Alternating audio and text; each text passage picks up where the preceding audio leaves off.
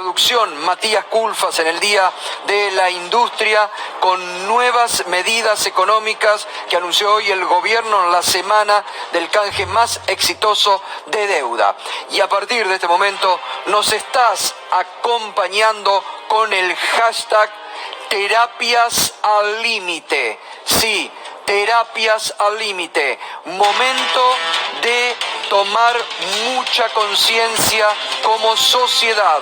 Todos los sectores de la sociedad tienen que escuchar el pedido, la advertencia, la súplica que están haciendo los terapistas anoche con la carta durísima que te hacíamos comentar, advirtiendo que están allí en el límite no solamente de las fuerzas, sino también de la ocupación de camas de terapia intensiva. Hoy, la Asociación de Terapia Intensiva de la República Argentina estuvo en Olivos reunido con el presidente Alberto Fernández. La Universidad de Buenos Aires advirtió en el mismo sentido y también desde la Universidad de La Plata se está advirtiendo. Realmente es durísimo el momento, en un momento que crecen los contagios de coronavirus entre dirigentes políticos y entre figuras del mundo del espectáculo, de la radio y de la televisión. Por eso hay que tomar conciencia. El coronavirus no pasó. El virus está en su momento de mayor expansión comunitaria. Enseguida te vamos a mostrar las provincias más complicadas, los casos más complicados. Por eso reitero la advertencia que esta tarde hacía uno de los integrantes de la Sociedad Argentina de Terapia Intensiva, Arnaldo Dubín, cuando se retiraba de la Quinta de Olivos después de la reunión con el presidente. La terapia intensiva, como el sistema sanitario, ya llegó al límite. Como no damos más, la única posibilidad de evitar un desastre es bajar el número de contagios. Y no hay otra herramienta más que el aislamiento. Y en mi opinión, la apertura es una invitación al desmadre.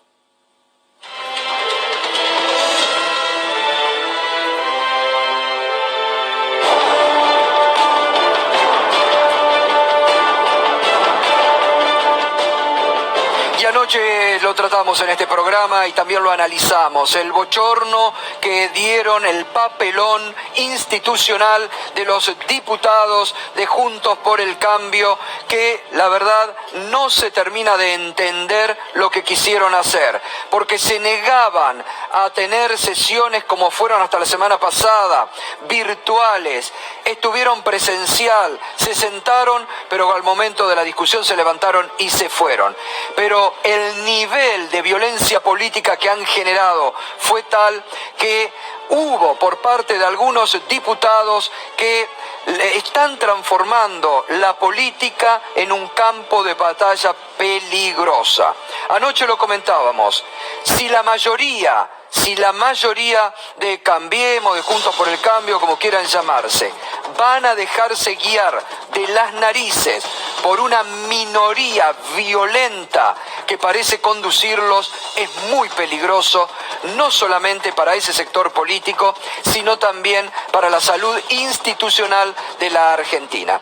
Ayer, todo eso que hicieron durante la jornada terminó en una serie de amenazas contra el presidente de la Cámara de Diputados, Sergio Massa, incentivado por figuras de la política que dijeron cualquier cosa, incentivado por figuras de la política que cargaron realmente sin ningún motivo contra el presidente de la Cámara de Diputados porque estaba haciendo cumplir el reglamento y lo que debe ser el trabajo de la Cámara de Diputados. Anoche lo comentábamos, ¿por qué en el Senado, Juntos por el Cambio, van, se sientan y sesionan?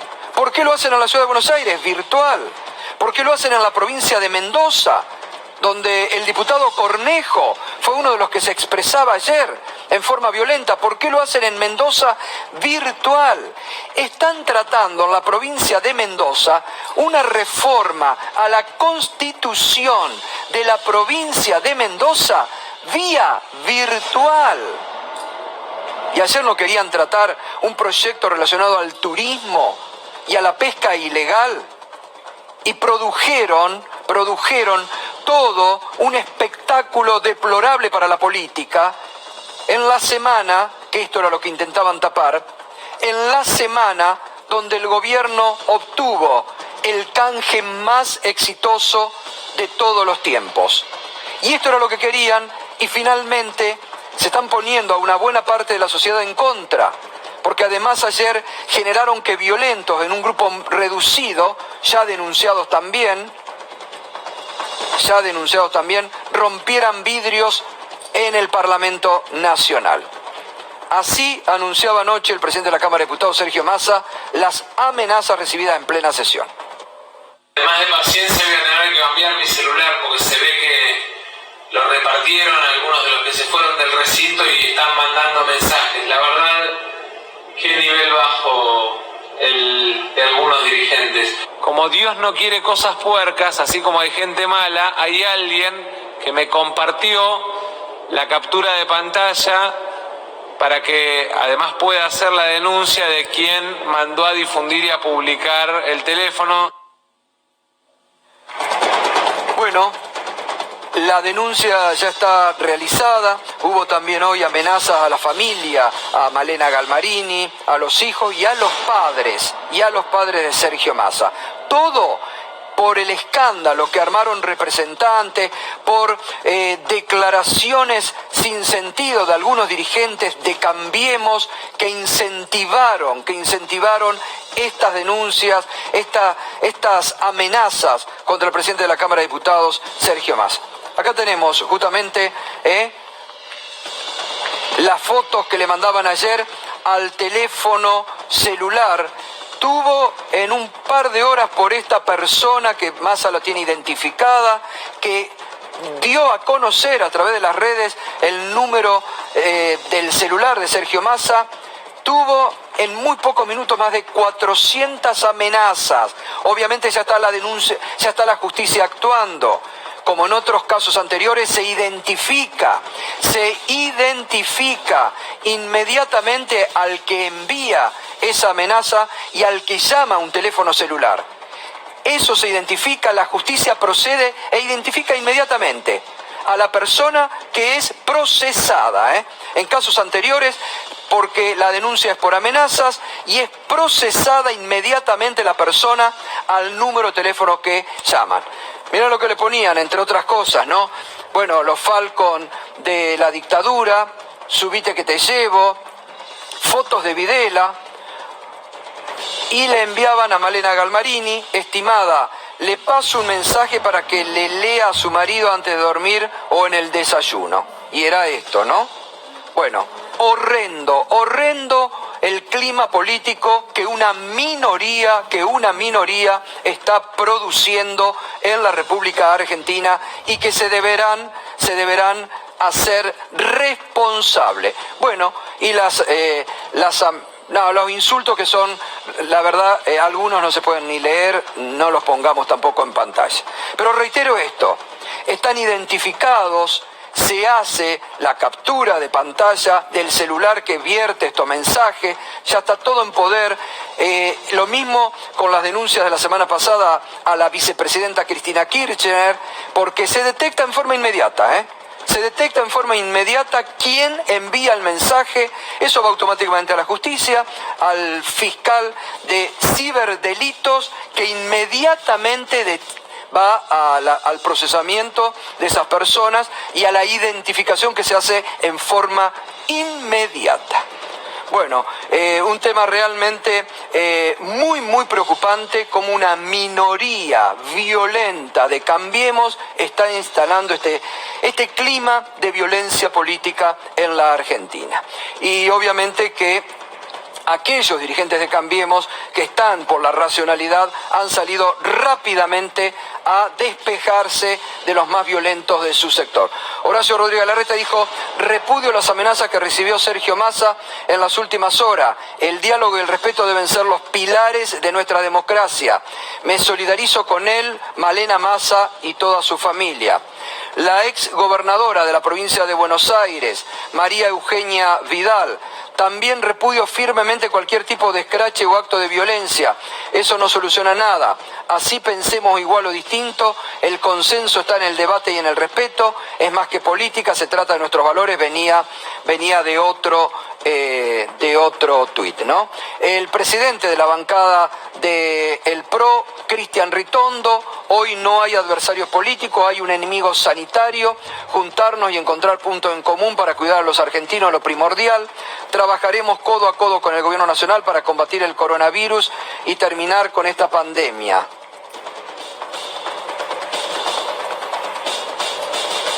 Y el vicejefe de gobierno porteño, Diego Santilli: toda mi solidaridad con Sergio Massa, Malena Massa y su familia por las amenazas que están sufriendo.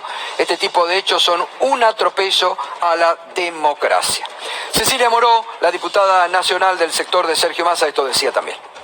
A ver, vos te das cuenta que terminan ganando el debate, porque la verdad es que había muchos diputados que tenían voluntad de acordar, pero los sectores más radicalizados, los que marchan con bultos y con iglesias, el ala dura. Exactamente, Macri desde la repasera en Zurich, jugando a la pelota, una falta de respeto. Fueron un gobierno desastroso, pero son una peor oposición. Y la verdad es que si el radicalismo no se da cuenta que está arriba de un colectivo que termina chocado, mientras lo tengan el manejo Bullrich, Iglesias o Macri, van a terminar haciendo desaparecer un partido que atravesó más de la mitad de la historia de la patria.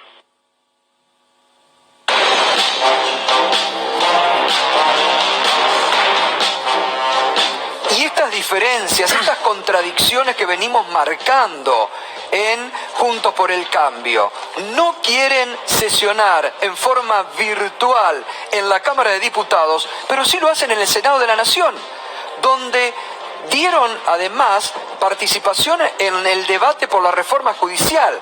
Esta es la contradicción permanente que aflora. Por eso decimos que ayer intentaban buscar un espectáculo político bochornoso montado para tapar de alguna forma el éxito obtenido por el gobierno con el canje de deuda. Y se viene, Juan, buenas noches, ¿cómo estás? ¿Qué tal, Gato? Buenas noches. Otra sesión mañana en la Cámara de Senadores. Sí, nueva sesión en la Cámara de Senadores, virtual. Fue convocada en el día de hoy de forma virtual, como viene sucediendo y como viene funcionando con normalidad, digamos, más allá de después los tires y aflojes de la política en sí mismo, digo, la oposición criticando la forma en que se corrigieron algunas cosas de la reforma judicial y demás, pero lo cierto es que eso forma parte del debate político. La sesión mañana está convocada para tratar algunos decretos, entre ellos el de telecomunicaciones de Alberto Fernández, a prestar atención a ver... DNU, ¿no? El DNU que congela tarifas hasta diciembre, es muy importante esto. A prestar atención a ver qué es lo que sucede, pero también hoy Cristina Fernández de Kirchner, presidenta de la Cámara de Senadores, se refirió a una suerte de funcionamiento particular que sucede en Mendoza, la República de Mendoza, como la apodó Cornejo. La doble vara, ¿no? La doble vara. En Mendoza sucede algo completamente distinto a lo que el propio Cornejo critica acá en la ciudad de Buenos Aires a la hora de tratar en el Congreso de la Nación, en diputados particularmente. Si te parece, lo escuchamos a Cornejo referirse a cómo debería funcionar el Congreso Nacional. Esto pasó anoche y ahora vamos a ver qué le contestaba Cristina. Quieren meter cambios previsionales, quieren tratar el presupuesto, toda una serie de leyes que son importantísimas, y no veo por qué no podemos hacerlo en forma presencial, viéndonos la cara, como está pasando en buena parte de los parlamentos del mundo, y presencial no es un tema menor para proyectos como van a querer tener una nueva fórmula de actualización de los haberes de los jubilados, van a querer modificar la justicia, han creado a oscuras 1.300 cargos que representan más de 10.000 millones de pesos más en el Senado la semana pasada, y quieren darle sanción en diputados, y esas cosas deben ser a cara descubierta, presencial, en una sesión, que es obvio que el funcionamiento virtual, por ejemplo, Cristina silencia los senadores de la oposición. Bueno, nunca ocurrió, se agarraron de algo que había ocurrido fuera del término porque hablan todos en el Senado. Yo digo, a veces tendrían que más de uno meterse en el canal del Senado de la Nación para ver cómo son los debates en comisión virtual. Todo el mundo habla y cómo funciona a la perfección, ¿no? Así Sí. que bueno. No, y una ensalada de conceptos Sí, importantes. sí, sí. Es lo mismo que cuando se discute la reforma judicial, que empieza la impunidad de Cristina, pues otro concepto suelto que Veraldi forma parte de la comisión, que no tiene nada que ver con la reforma. Hay una ensalada conceptual en los argumentos de Juntos por el Cambio muy particular. Pero claro, Cristina Fernández de Kirchner recogió el guante y repartió también. Parece que no solamente Rodríguez Larreta, el jefe de gobierno porteño, dice una cosa pero hace otra, se refiere al funcionamiento de la legislatura. Nosotros lo decíamos ayer, en la ciudad de Buenos Aires se sesiona de forma virtual y los diputados por la ciudad a nivel nacional están diciendo no, señores, de forma presencial. Lo acompaña otro entusiasta militante del haz lo que yo digo, pero no lo que yo hago. Alfredo Cornejo, diputado nacional, presidente de la Unión Cívica Radical. ¿Por qué? Porque en Mendoza enviaron la reforma de la Constitución provincial, ¿sí? Que establece algunas modificaciones sustanciales, ¿sí? Por ejemplo, elimina las elecciones de medio término. Hay algunas cuestiones muy importantes respecto a la reforma de la Constitución provincial de Mendoza. Entonces Cristina dice, claro, eso sí se puede debatir de forma virtual, pero a la vez Cornejo critica el funcionamiento de las sesiones virtuales a nivel nacional. No, y están debatiendo una reforma constitucional en Mendoza vía Zoom. Acá están. Ahí está. Estas son las sesiones virtuales de la legislatura de la provincia de Mendoza. No son Que a además cara están muy bien. descubierta, mirándose a los ojos, como dice Cornejo, como si fuera una cuestión trascendental. Sí, no, por eso. Pero, a ver, no es la primera vez que Cornejo dice esto, ¿eh?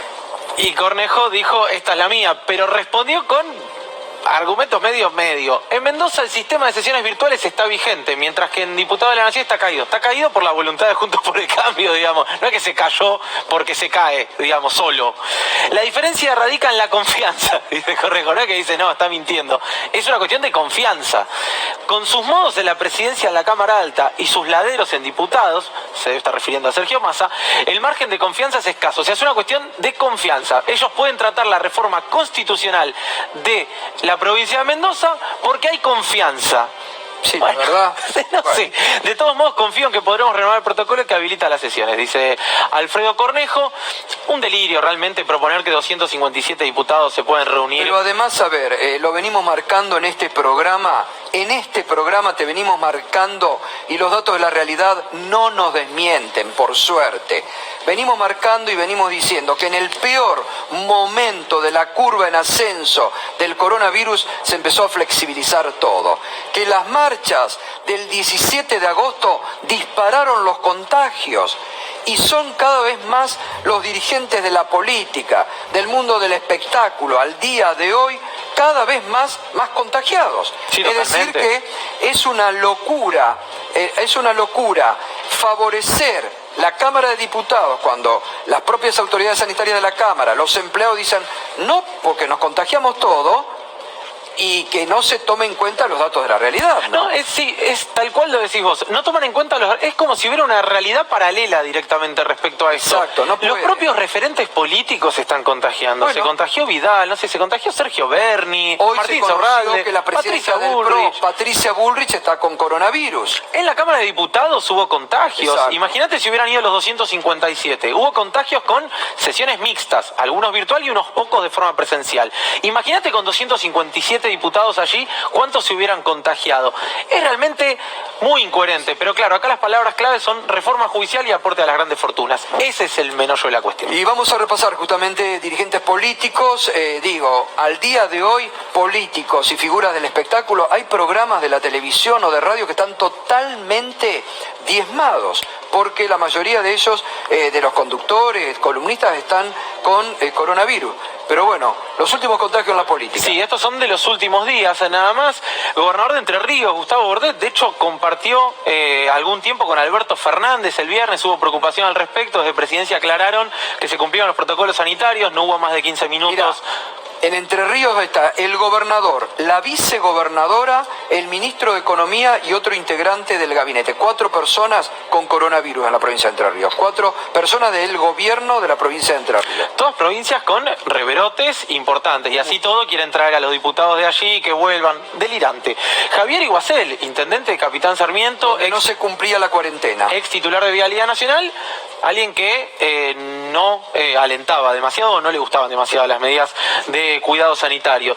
Patricia Bullrich, ex ministra de Seguridad, actual presidenta del PRO, lo decíamos recién, hoy confirmó que es positivo en COVID-19, el resultado de su análisis.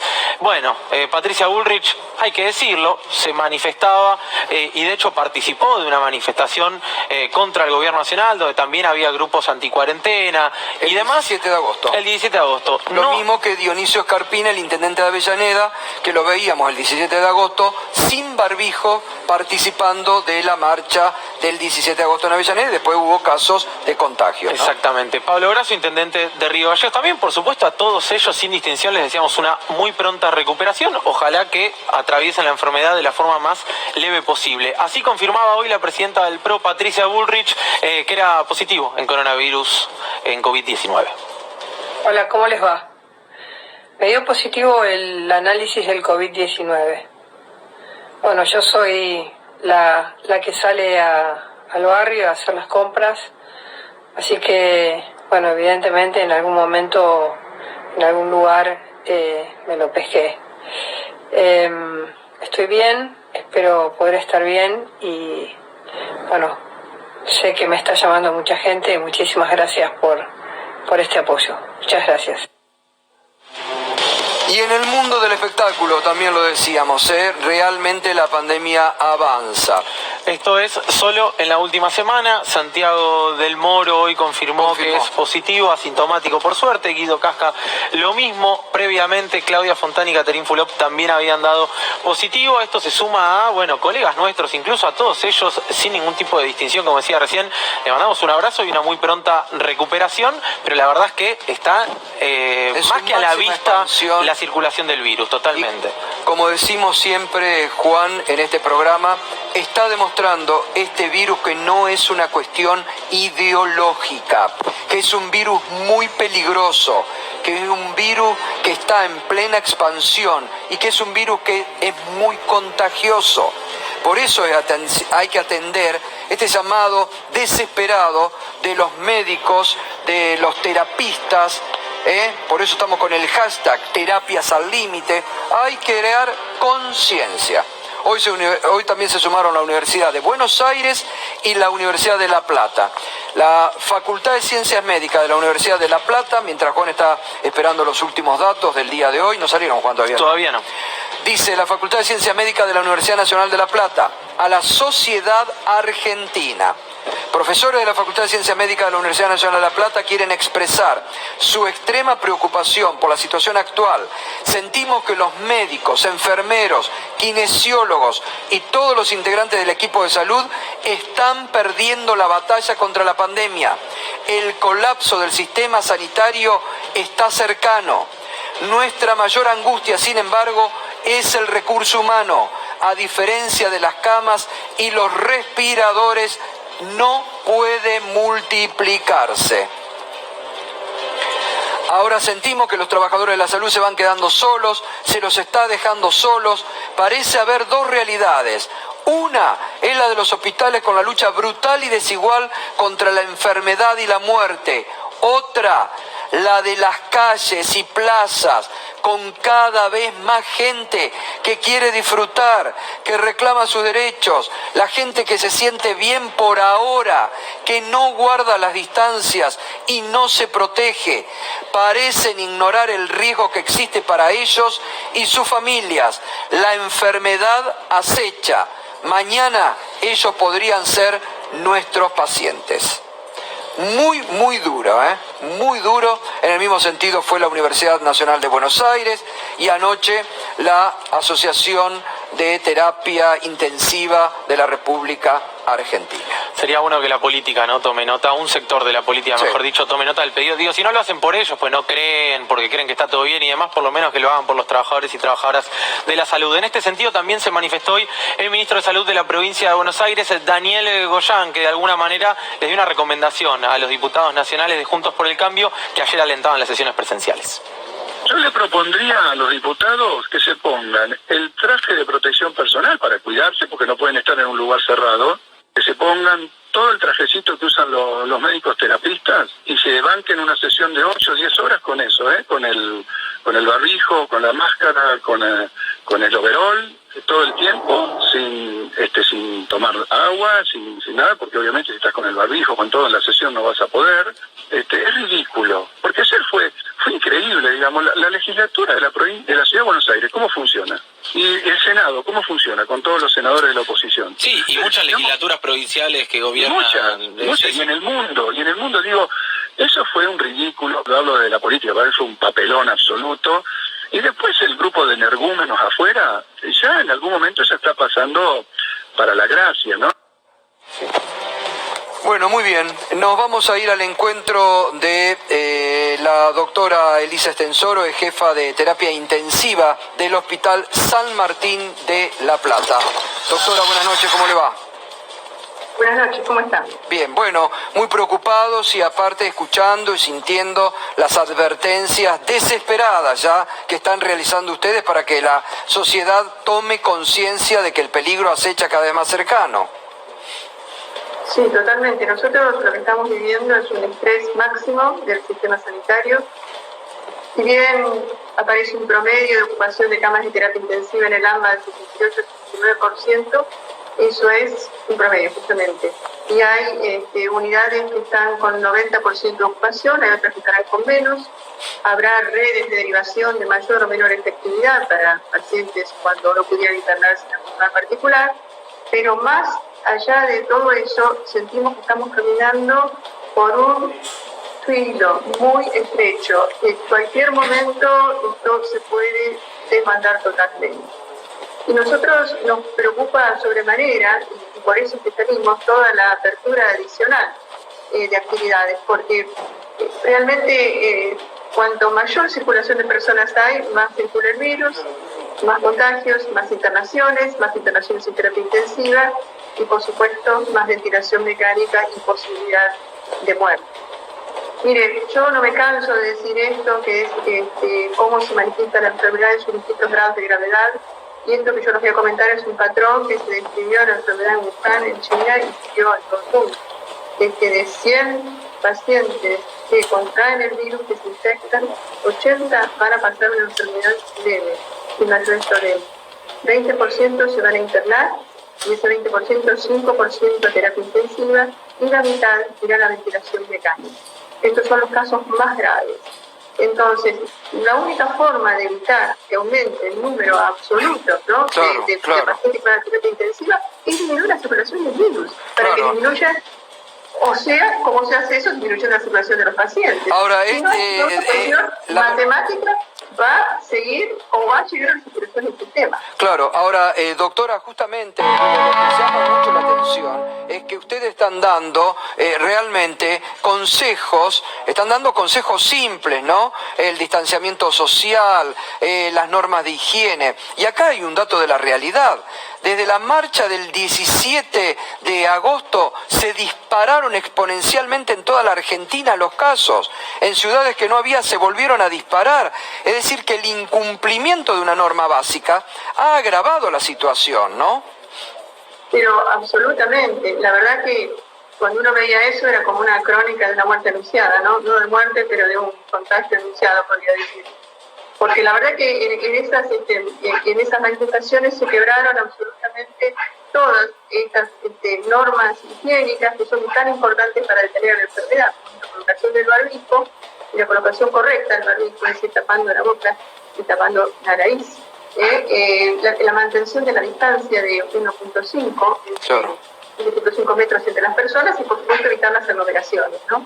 Entonces, incluso yo lo veía en la marcha, esta última marcha, gente directamente sin barbijo, pegada una u otra. Entonces yo digo, o todos decimos, no, la verdad que la protesta es válida y todo el mundo tiene derecho a hacerla, pero primero hasta podrían cuidarse ellos, ¿no? Y en segundo lugar, cuidar a sus seres queridos.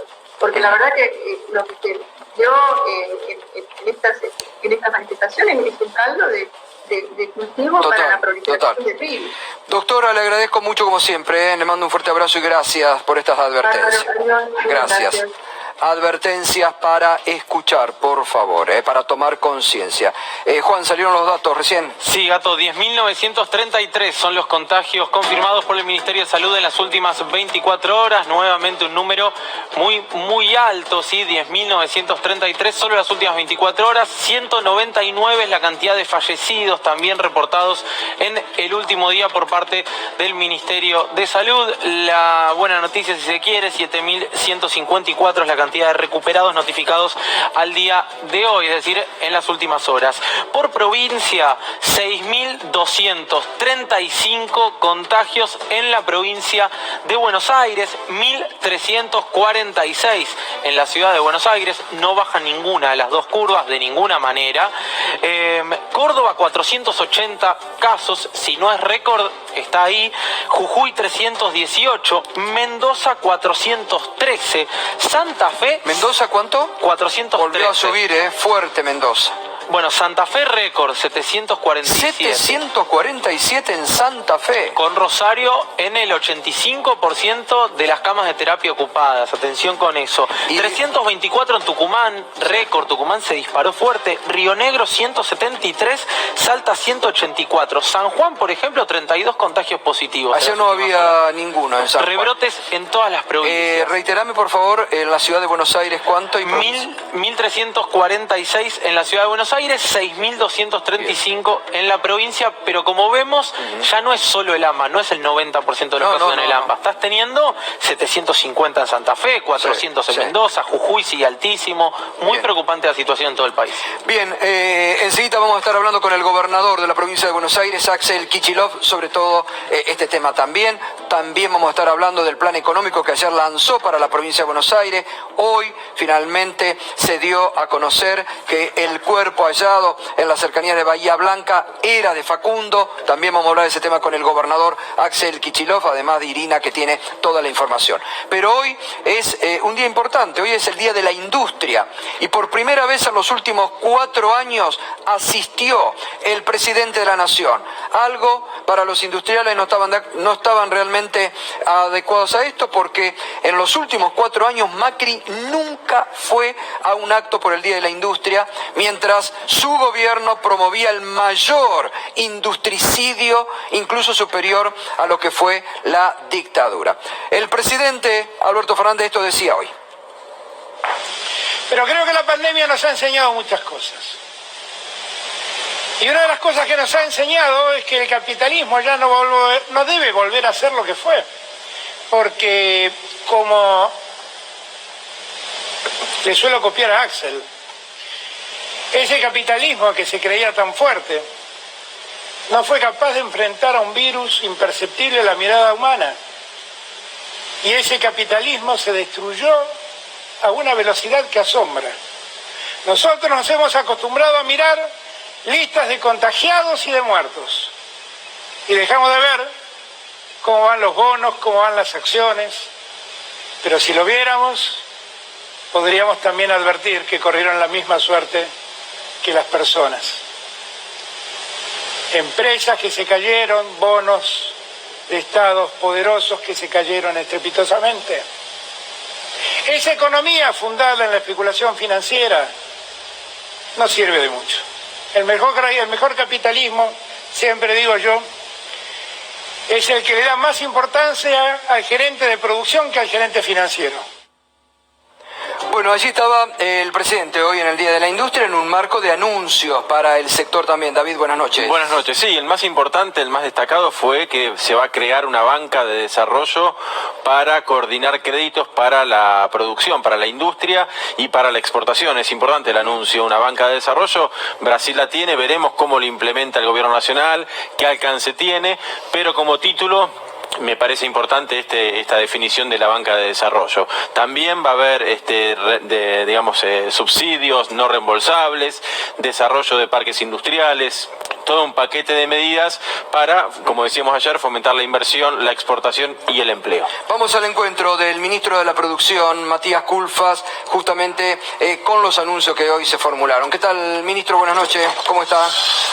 ¿Qué tal, Gustavo? ¿Cómo le va? Un gusto. Bueno, decíamos, ¿no? Primero, la importancia de un gobierno celebrando el Día de la Industria, algo que en los últimos 4 años no se veía, y estos anuncios, ¿no? ¿En qué sentido y hacia dónde apuntan? Bueno, apuntan fundamentalmente por un lado, apuntar a la reactivación, que es un proceso que entendemos que está en marcha. Ya la industria hoy tiene un nivel de producción parecido al previo a la pandemia, así que tenemos el desafío de consolidar esa reactivación y el desafío sobre todo de crecer, no un año, no 2, sino realmente dar bases para un crecimiento sostenido con la industria, con un nuevo eje articulador. Como bien decía recién Gustavo, es un sector que viene muy golpeado porque fue prácticamente ignorado, considerado por el gobierno anterior como un resabio del pasado. Nuestra visión es todo lo contrario, que la industria no solo es pasado, sino también sobre todo es presente y es futuro. En el mundo hoy se discute una nueva familia de políticas industriales 4.0, se busca cómo financiarla, y por eso el anuncio de hoy, que es la conformación de lo que llamamos un sistema de banca de desarrollo, es decir, la coordinación de los instrumentos públicos y privados, de los fondos que tiene el gobierno, la banca pública, el Banco Nación, el Banco Provincia, el Vice, los bancos privados que quieran también acompañar este proceso, y el anuncio de 2 grandes líneas. Por un lado, 200.000 millones de pesos que vamos a destinar a proyectos de inversión a tasas muy convenientes, a largo plazo, un plazo de 10 años, para que las empresas industriales y otros sectores puedan financiar inversiones con este criterio, buscando promover exportaciones, ahorro de divisas, innovación, empleo. Y por otro lado, un recurso de 250.000 millones de pesos, que es un crédito destinado fundamentalmente al segmento PYME. Esto es reactivación, capital de trabajo, fondos de garantías, y trabajar mucho en lo que nosotros llamamos inclusión financiera de las pymes. Nuestro gran objetivo es que realmente en este gobierno logremos que un montón de pymes que nunca acceden al crédito, lo que quedó claro incluso en la pandemia, lanzamos el Fondo de Garantías Argentino, el FOGAR, y vimos que de las 46.000 empresas que hemos apoyado, muchas no habían accedido nunca en su vida a un crédito bancario. Claro. Bueno, digo, todas estas medidas anunciadas hoy se suman a muchos créditos que ya han tenido las pymes y el sector, ¿no? Sí, efectivamente, nosotros trabajamos mucho para el sostenimiento del sector productivo en esta crisis tan fuerte que es la crisis del coronavirus, y ahí hubo 2 herramientas centrales. Uno es el ATP, que pagó los salarios del sector privado.